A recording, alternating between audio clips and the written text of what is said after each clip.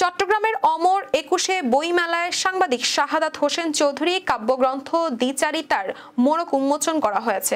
বৃহস্পতিবার সন্ধ্যায় বইমেলায় অক্ষরবৃত্ত স্টলে এই উপলক্ষে এক অনুষ্ঠানে আয়োজন করা হয়। মোড়ক উন্মোচন অনুষ্ঠানে প্রধান অতিথি হিসেবে উপস্থিত ছিলেন দৈনিক আমার দেশ পত্রিকার রিজওয়ানাল এডিটর এবং চট্টগ্রাম প্রেস ক্লাবের অন্তর্বর্তীকালীন কমিটির সদস্য সচিব জাহিদুল করিম কোচি। চট্টগ্রাম সাংবাদিক ইউনিয়নের সভাপতি রিয়াজ হায়দার চৌধুরী সভাপতিত্বে মোড়ক উন্মোচন অনুষ্ঠানে মুখ্য আলোচক হিসেবে বক্তব্য দেন চট্টগ্রাম সৃজনশীল প্রকাশক পরিষদের সাবেক সভাপতি মহিনুদ্দিন শাহ আলম নিপু।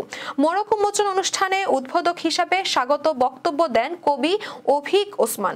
এতে বিশিষ্ট অতিথি হিসেবে উপস্থিত ছিলেন সাংবাদিক বিকাশ বড়ুয়া, দৈনিক কালের কণ্ঠের ব্যুরো প্রধান মুস্তফা নাইম, চট্টগ্রাম সাংবাদিক ইউনিয়নের সাধারণ সম্পাদক এবং দৈনিক আজকের পত্রিকার চট্টগ্রাম ব্যুরো প্রধান সবুর শুভ সহ বিশিষ্ট ব্যক্তিবর্গ।